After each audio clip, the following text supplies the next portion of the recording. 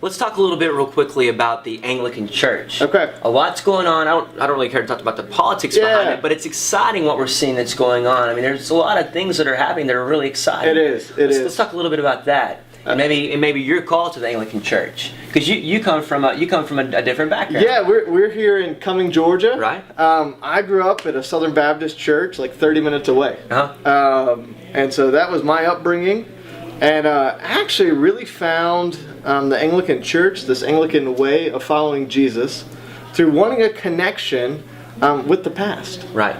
Through going, how have Christians lived and believed and served God for the past 2,000 years? Right.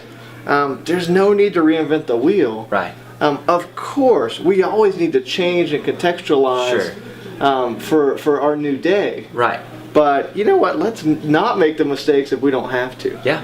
So that I started reading guys like N.T. Wright, John Stott, J.I. Packer, these kinds of guys.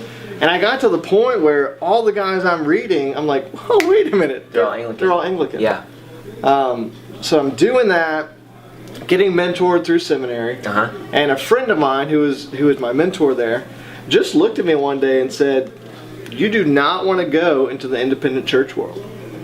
So you need accountability. You need a community, a brotherhood to do ministry with, and you're Anglican. I went home, I said, honey, Keith says we're Anglican.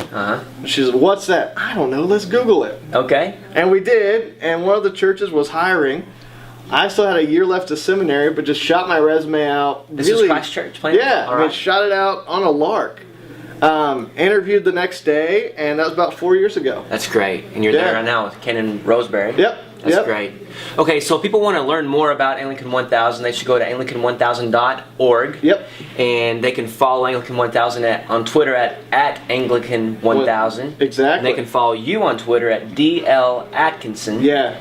And the other thing is, go on iTunes, search for Anglican 1000. Okay. And we've got audio up from Dr. Stetzer, Dr. Keller, Todd Hunter, some of our leaders from our past church planting conferences. They're good. And make plans to go to Anglican 1000 next year. Absolutely. Is it going to be in January again? We're kind of setting the date right now. We're looking at the calendar, and we're talking to some really exciting leaders about coming to be part of it. Great.